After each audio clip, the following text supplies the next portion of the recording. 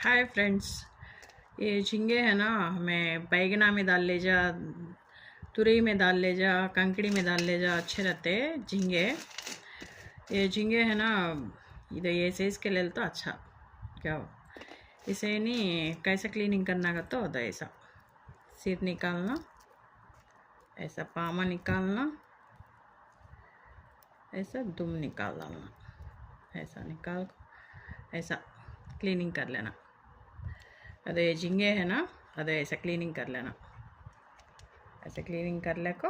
अरे वेस्ट देखो, ऐसा वेस्ट निकाल डालना, सिरा पामा सब भी निकाल डालना।